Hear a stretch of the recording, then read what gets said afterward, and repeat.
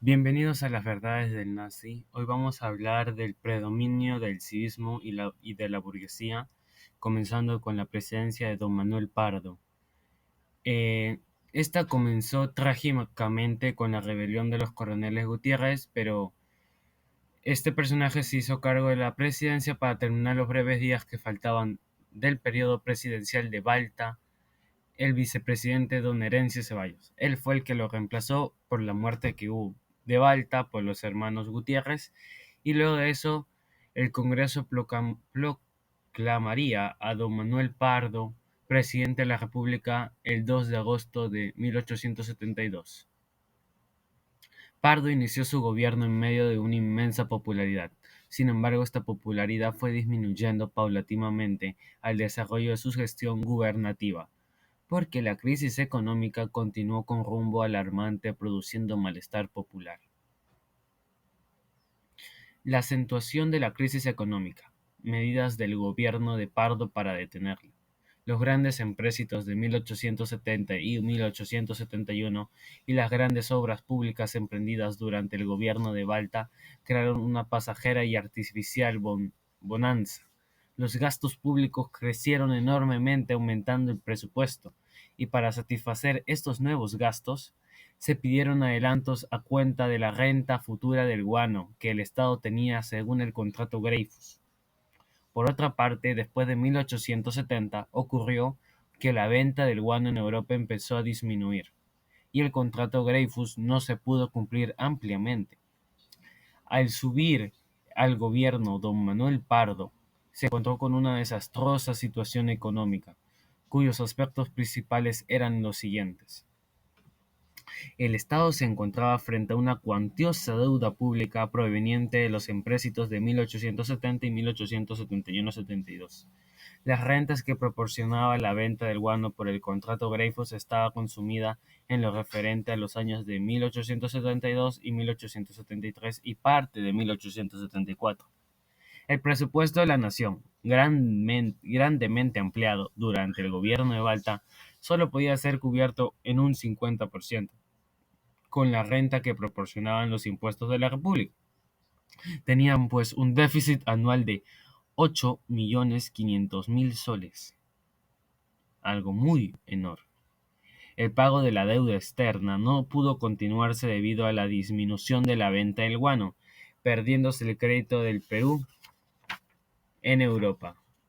En esta situación, la política económica del Perú fue una política y realmente en un reajuste alarmante, tratando de amoldar las necesidades de la nación a sus propios recursos. No se pudo realizar ninguna obra, sino tan solo continuar las emprendidas por Balta, en la medida de lo posible, y no se pudo proseguir la política armamentista iniciada por Castilla y continuada durante la guerra con España, mientras que en el sur un vecino ambicioso se armaba silenciosamente. Pardo se propuso conseguir los recursos que faltaban para cubrir los gastos de la nación de la siguiente manera. Estableció la descentralización fiscal para obtener una mayor recaudación de los impuestos en las provincias y departamentos.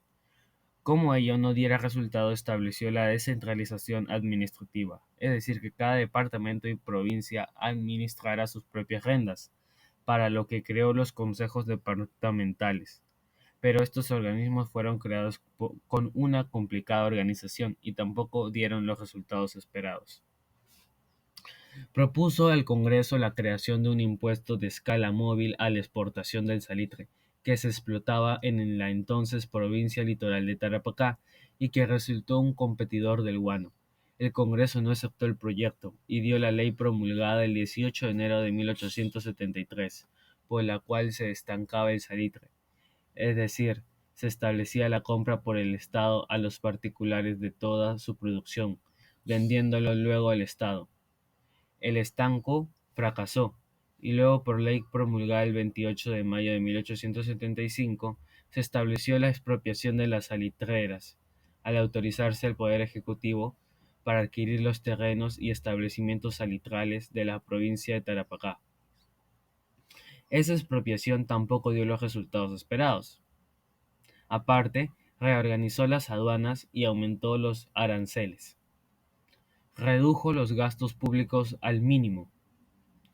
Firmó en Londres el 7 de junio de 1876 un nuevo contrato para la venta de 1.900.000 toneladas de guano entre el delegado de Perú, Manuel Mariano Ignacio Prado, y los señores Rafael e hijos Carlos González Candamo y Arturo Eren, volviendo al régimen de los consignatarios.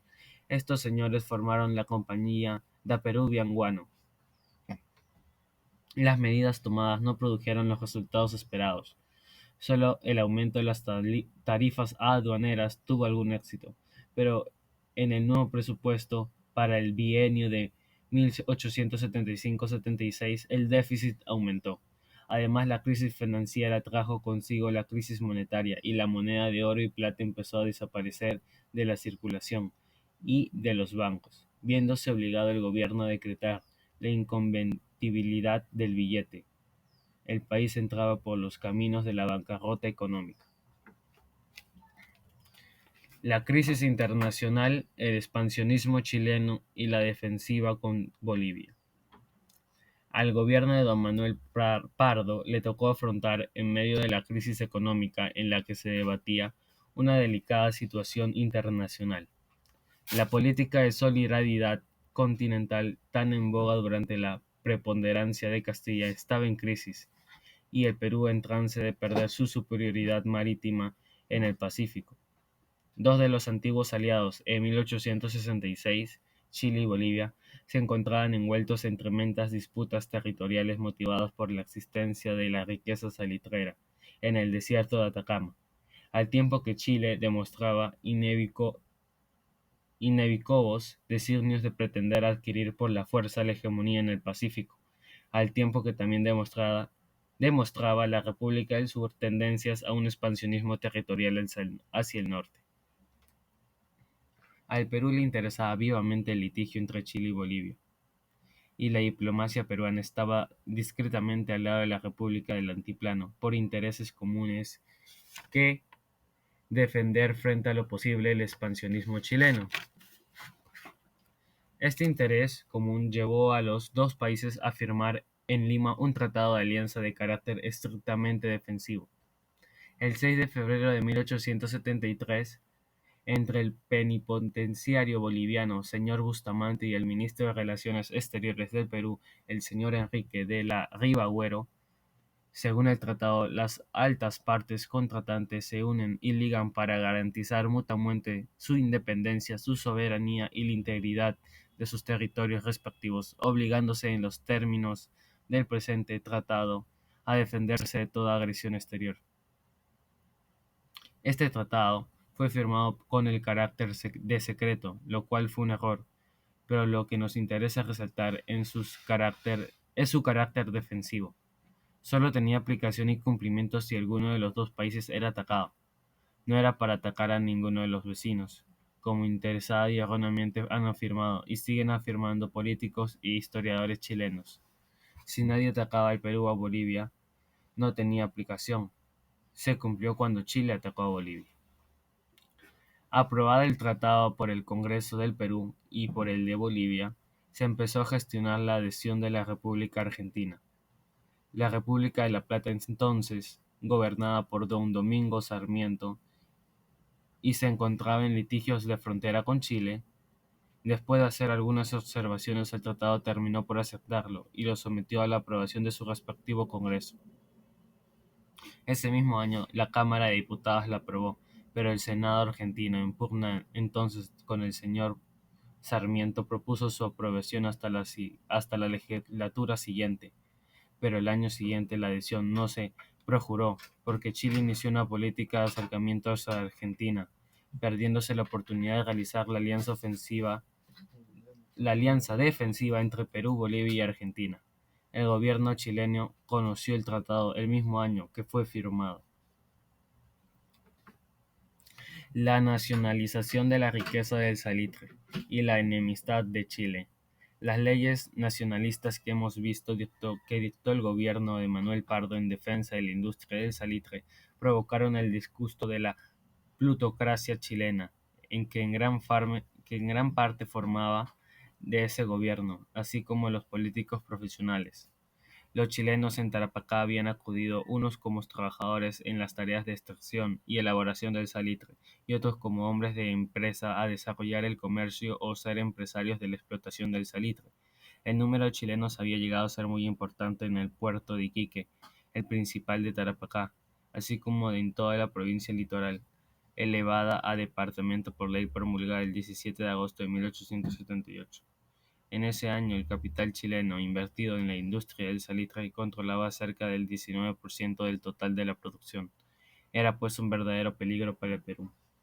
Las leyes de Pardo, estancando primero y nacionalizando después esta importante riqueza nacional, causaron el desagrado de los plutócratas y políticos chilenos, que empezaron a bosquejar planes de expansión y conquista de esos territorios. La política nacionalista de Pardo debió haber sido seguida por una conveniente política armamentista, que fue lo que siguió Chile para arrebatarnos estos territorios. Lamentable abandono de la política armamentista. Explicamos en el capítulo anterior que en el coronel José Balta, al tener conocimiento que Chile había mandado construir en Europa dos poderosos blindados, además de otros buques, y comprar armamento, dispuso la adquisición de dos guardacostas y los buques blindados necesarios.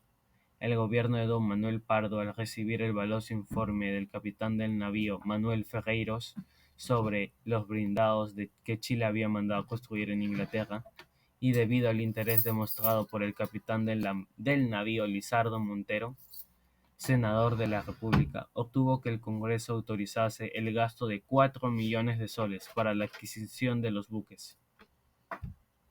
En el presupuesto de 1873 se puso la partida correspondiente, pero el dinero no fue aportado y el contrato no llegó a firmarse. Posteriormente, en 1874, la partida fue retirada del presupuesto, con las consiguientes tremendas consecuencias para la vida nacional. Se afirma que la crisis económica y los gastos que ocasionaba el gobierno, el sofocar las continuas sublevaciones, impidieron ese gasto, y el Perú perdió el dominio del mar. Con esto hemos terminado la primera parte del gobierno de Pardo. En la siguiente vamos a ver la instrucción pública, sus obras, su política interna y el declive de la economía peruana.